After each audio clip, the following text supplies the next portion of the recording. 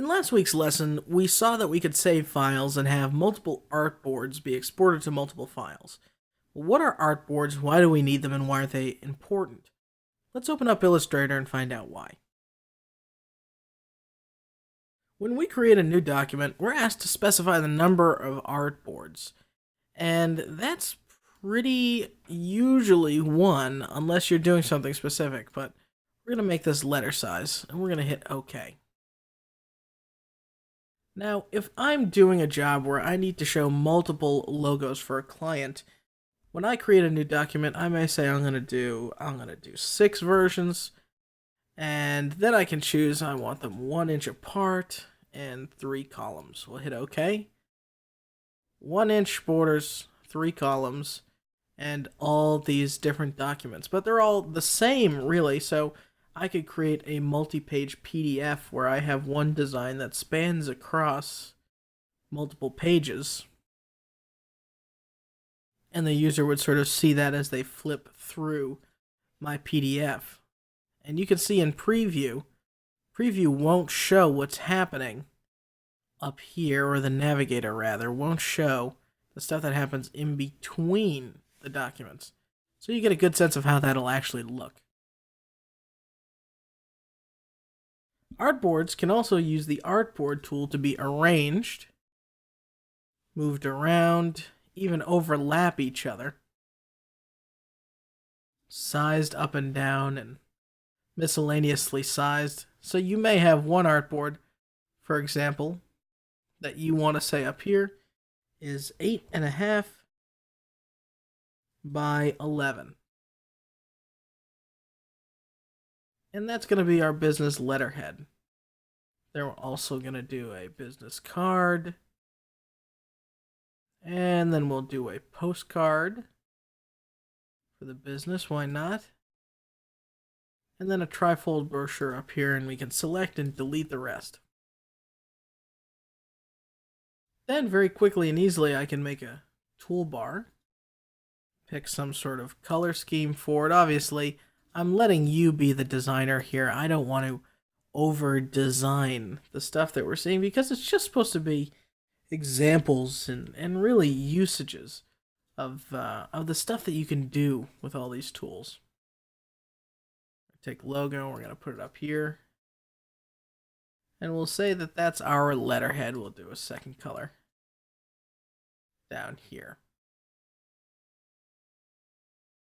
Well, that letterhead, in order to work on a business card, is going to have to be a totally different size, right? And it can go right off the edge. And then maybe we just want a tint of red, and that'll be down here like this. How that got rotated, I'll never know. The postcard, we're going to do something a little bit more dramatic. Take up the whole left half. This guy right here, we're going to want to rotate and put him behind.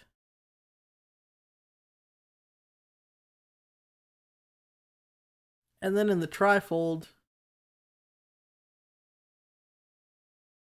we're going to say our back panel is blue, our front panel is blue,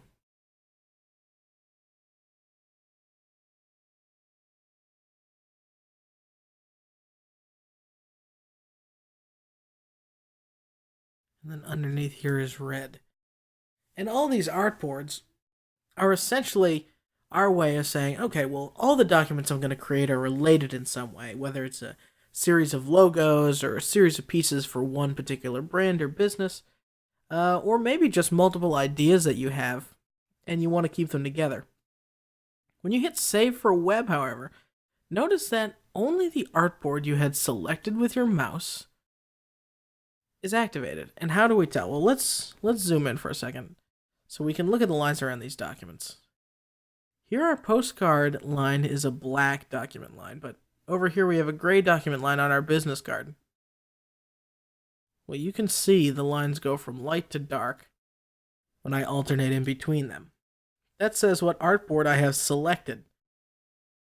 And if I grab my artboard tool, you'll notice things that are placed inside the artboard now come with the artboard when I go to rearrange them.